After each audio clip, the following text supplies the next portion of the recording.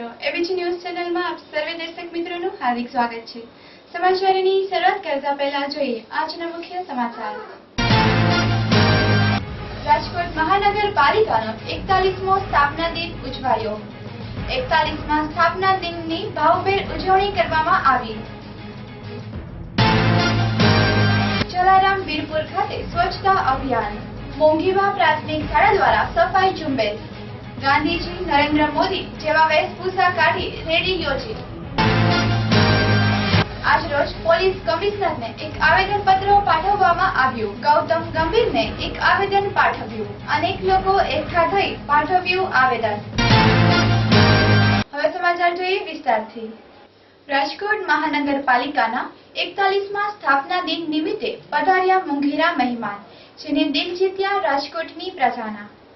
રાજકોટ મહાનગરપાલિકાના 41મા સ્થાપના દિન નિમિત્તે મહાનગરપાલિકામાં એક ભવ્ય મહોત્સવનું આયોજન કરવામાં આવ્યું હતું, જેમાં રાજકોટના નામી અનામી અગ્રણીઓ ઉપસ્થિત રહ્યા હતા।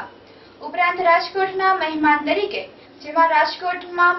તરીકે સંગીતકાર શાન મુખર્જી પણ રાજકોટ ખાતે પધારેલ હતા। આ તકે શાન પોતાના મધુર અવાજથી રાજકોટની પ્રજાના દિલ જીતી લીધા હતા। ઉપરાંત રાજકોટ વાસીઓ વિશે કંઈક ખાસ સોંગ પણ ગાયું હતું। આ પ્રસંગે હજારો લોકો ઉમટી પડ્યા હતા। અહેવાલ તેજસ ત્રિવેદી સાથે પિયુષ બખતરિયા, એબીજી ન્યૂઝ, રાજકોટ।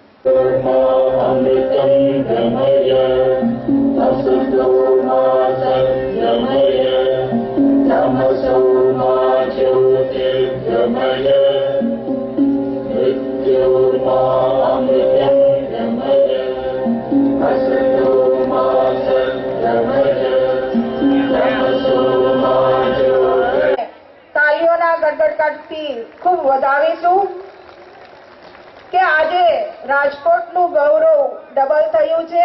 આજે રાજકોટ મ્યુનિસિપલ કોર્પોરેશનનો સ્થાપના દિવસ અને આજે જ એમને કેબિનેટ આપણા ગૌરવવંતા એવા કેબિનેટ મંત્રી બનાવવામાં આવ્યા છે। ત્યારે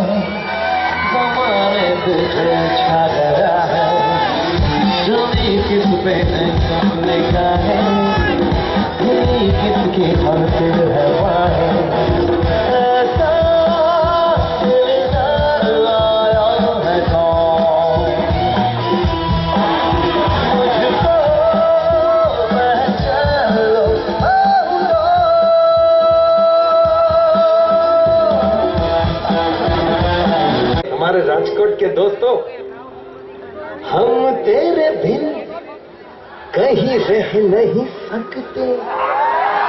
तेरे बिना क्या वजूद मेरा, तुझसे बिछड़ कर क्या था, भूल जाता सब क्या था। हमारे वर्ड ही मिल जाए तो मजा आ जाए। तुझसे जुदा कर हो जाएंगे तो खुद से ही हो जाएंगे जुदा, क्योंकि तुम ही हो मेरी जिंदगी, मेरी आशिकी। जी मजा तो आ रहा है, लेकिन क्या है कि गाना थोड़ा सा सीरियस है, बेचारा दुखी है, तड़प रहा है। आप तो ऐसे हंस हंस के गा रहे हैं जैसे कि बता रहे रसगुल्ला खा रहा गाना गा रहा है। સરનામે અમે તમને મળવા આવ્યા. સાત સુરોના સરનામે અમે તમને મળવા આવ્યા. સાત સુરોના સરનામે અમે તમને મળવા આવ્યા. સૂર શબ્દના સતવારે બે વાત મચાવી લાવ્યા. સૂર શબ્દના સતવારે બે વાત मनवा लागे लागे रे सांवरे लागे रे सांवरे तेरा हुआ जिया कजिया कहीं गाँव मनवा लागे लागे रे सांवरे तेरा हुआ जिया कजिया कहीं गाँव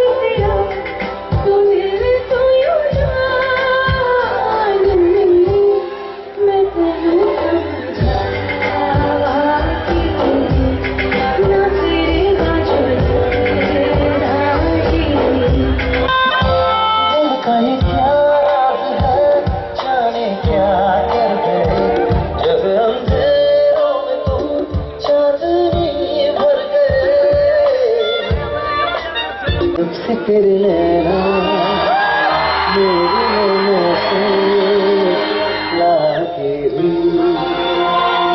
जब से तेरे नैना मेरी नैनों से लागे रे. तूने मुझे पहचाना नहीं, जाना नहीं, जाना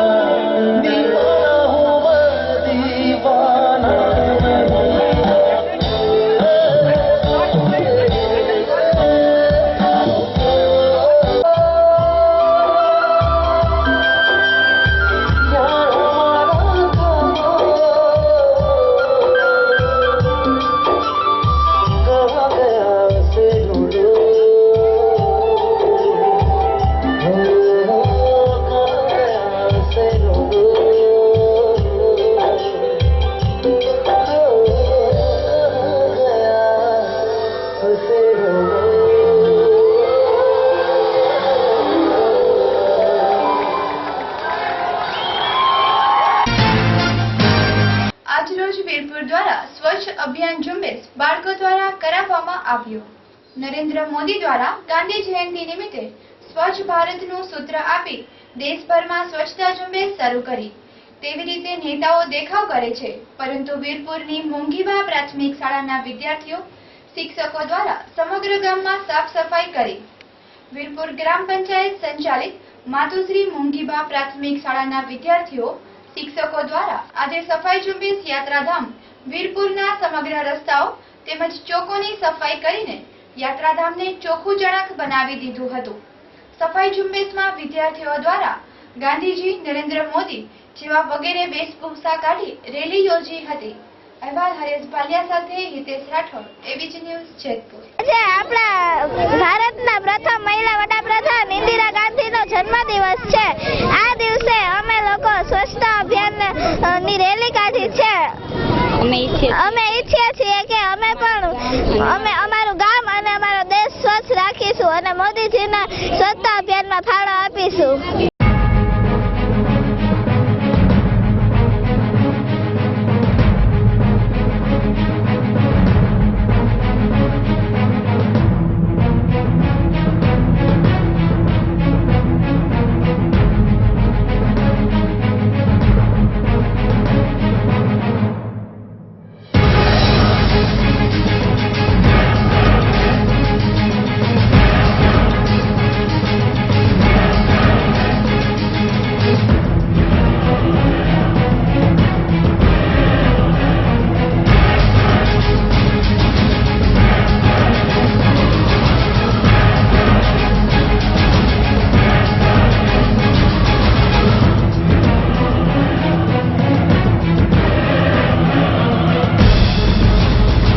આપણા ભૂતપૂર્વ વડાપ્રધાન શ્રીમતી ઇન્દિરાબેન ગાંધી એની આજે જન્મ જયંતિ અને આપણા વડાપ્રધાન અત્યારના શ્રી નરેન્દ્ર મોદીજીએ સ્વચ્છતા અભિયાન ઉપાડ્યું છે. તો 14મી નવેમ્બર એટલે કે જવાહરલાલ નહેરુનો જન્મદિવસ 12 દિનથી 19 તારીખ સુધીનો જે ગેપ છે એમાં સ્વચ્છતા અભિયાનનું અમે લોકોએ અમારી શાળાના પ્રાથમિક શાળાના બાળકો દ્વારા સ્વચ્છતા અભિયાન રેલીનું આયોજન કર્યું અને પ્લાસ્ટિકનો ઉપયોગ બંધ કરવાનો, સ્વચ્છતા જાળવવાની, જ્યાં ત્યાં ગંદકી કરવાની નહીં અને આવા બધા બાળકો પાસે અમે એને શરત લેવડાવી છે અને બાળકો આ પોતાની રીતે સ્વચ્છતા અભિયાનમાં જોડાય.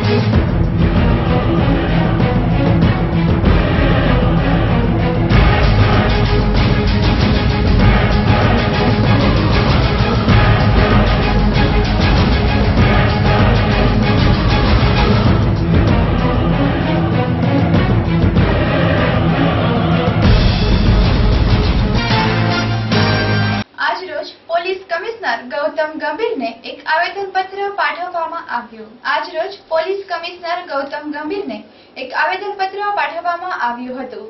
બલિડાંગરની સાથે રહેલા મિત્રો સગીરાઓને બલિડાંગરના ગુનાખોરીના સંડોવવામાં ન આવે, ઉપરાંત એકતરફી નિર્ણય ન લેવામાં આવે એ તરફ ધ્યાન દોરવા આજરોજ પોલીસ કમિશનર ગૌતમ ગંભીરને આવેદનપત્ર પાઠવ્યું હતું. અનેક લોકોએ ભારી સંખ્યામાં પોલીસ કમિશનરની ઓફિસે આવી આવેદન પાઠવ્યું હતું. અહેવાલ વિશાલ રાઠોડ સાથે આસિફ સોઢા, એબીજી ન્યૂઝ, રાજકોટ.